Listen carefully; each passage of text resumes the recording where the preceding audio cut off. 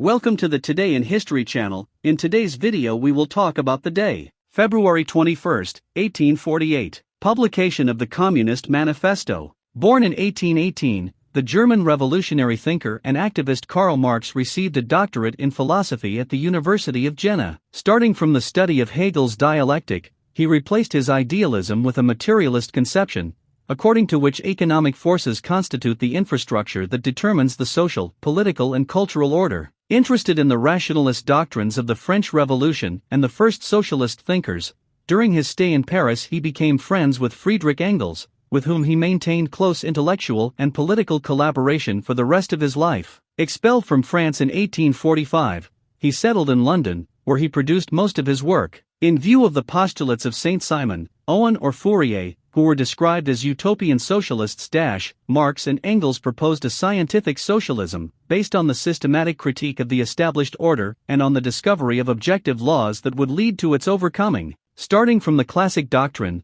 according to which only human labor produces value, Marx denounced the exploitation resulting from surplus value, that is, the part of the labor that is not paid to the worker and appropriated by the entrepreneur or owner of the means of production, from where capital accumulation arises. He pointed out the unjust and illegitimate essence of capitalism, in which he saw the foundation of class domination exercised by the bourgeoisie. In February 1848, at the request of a clandestine revolutionary league of German immigrants, Marx and Engels stamped these ideas in the Communist Manifesto, a pamphlet of incendiary rhetoric in the context of the revolutions that spread across Europe that year. Deepening in the study of classical political economy and essentially relying on David Ricardo's model, Marx built his own economic doctrine, which he materialized in O Capital, a monumental work that Engels would finish publishing. His analysis defended the historical character of capitalism, predicting that it would sink due to its own internal contradictions, to give way to socialism and the virtual overthrow of bourgeois society. He would complete the economic basis of his thinking with reflections of a historical and political nature.